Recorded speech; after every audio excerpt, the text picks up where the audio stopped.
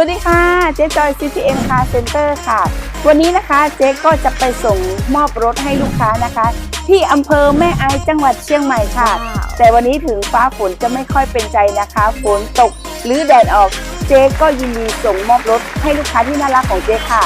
ตามมาเลยค่ะตัวนี้จะเป็น Revo ตัวเตี้ยนะคะเป็นตัว Z Edition ค่ะสวยหล่อเลยนะคะตามเจ๊มาเลยค่ะ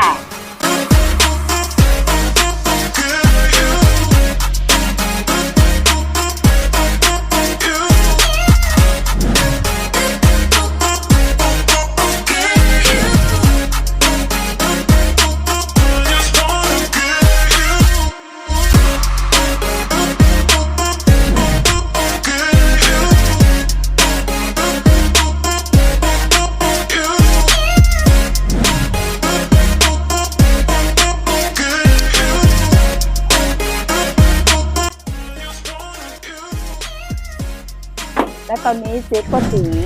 ที่พักของลูกค้านะคะที่อยู่อำเภอแม่อายจังหวัดเชียงใหม่แล้วค่ะเดี๋ยวมาติดตามชมลูกค้าเจ๊นะคะ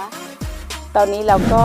เจอลูกค้าแล้วค่ะเดี๋ยวเราไปสัมภาษณ์กันนะคะว่าทำไมลูกค้าถึงตัดสินใจออกรถกับร้านเจ๊นะคะไม่ซุ้มค่ะน้องคอนค่ะน้องคอนนะคะค่ะน้องคอนเขารู้จักร้านเจ๊ไหมคะในเฟซจ้าในเฟซค่ะแล้วติดตามเจ๊มานานหรือยังนานแล้วจ้าค่ะแล้วไปชมรถแล้วร้านเจ๊แล้วเป็นยังไงบ้างคะ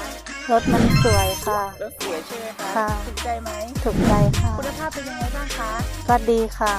คุณภาพดีนะคะแล้วทีมงานพนักงานของเจ๊เป็นไงคะดูแลดีไหมคะดูแลดีค่ะบริการดีมากเลยค่ะ